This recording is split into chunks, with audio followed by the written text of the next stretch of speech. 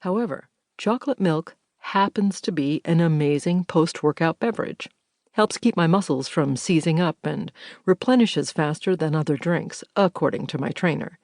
I didn't really pay attention after the words chocolate milk is good. That sold me. All I know is it tastes amazing and does a body good. He ran a hand down abs that were obviously, even through his well-fitting shirt, toned and rock-hard, and winked at her. She gave him what probably looked like a spooked owl blink in response. Was this guy for real? To be fair, he wasn't wrong. It was so doing him good. He must be bathing in the stuff, but still, focus! So, get the regular chocolate milk. Why do you need the lactose-free? She asked. He shrugged. I don't know. Trainer says to get lactose-free, so that's the kind I get.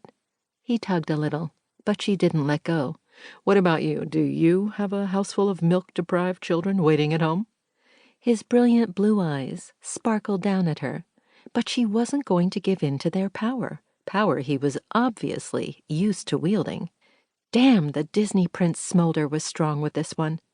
Only the thought of something cool, thick, and chocolatey filling her anxiety-ridden and, sadly, empty tummy could fight those baby blues.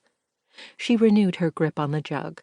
She really didn't want to get into this with a stranger, especially not an insanely good-looking one she'd normally be trying to impress, but time was short, and so was her patience. No, I'm buying it for myself because I haven't eaten all day. I'm stressed out of my ever-loving mind, and I've only got about 2 minutes to cram some sustenance into my face before I have to jet to a really important business meeting.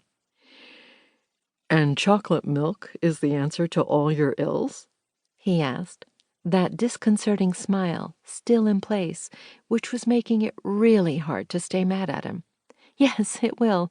It'll fill my stomach, the chocolate will calm my nerves, and I need the lactose-free brand because... She stopped short. Horrified, she had nearly told him all about the ill effects dairy tended to have on her system, especially when she was anxious.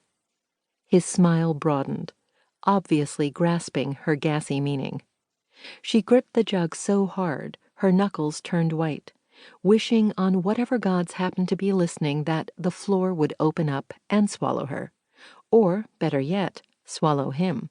Then she could get her milk and get the hell out of there. Her phone dinged with a reminder that her meeting started in an hour. Ugh, forget it. He could have the damn milk. She'd chug some water and pretend. She didn't have time for this. But before she could push the jug toward him, he let go. And since she still had a tighter-than-average grip on it, the sudden absence of resistance sent the jug flying. It crashed to the floor behind her, the plastic making that unmistakable cracking sound, followed by the ice-cold whoosh of her chocolate salvation splashing up the back of her clothes and leaking all over the floor. "Oh, wow, I'm so sorry," he said with a chuckle. "I thought you had a good grip on it." Charley closed her eyes and took a deep breath. There was no way her life was this cursed.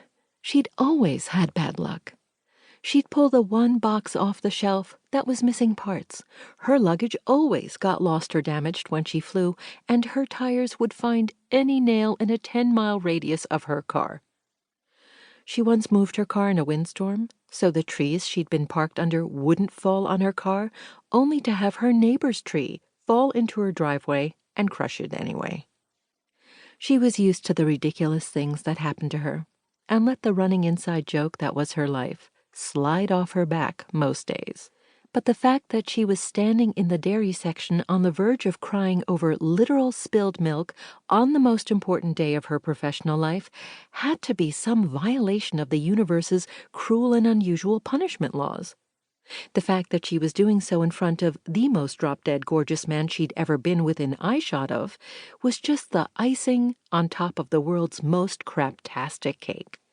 "I really do apologize," he said, though it would have sounded much more sincere if he hadn't been trying to hold back his laughter until he was red in the face. "I was trying to let you have it."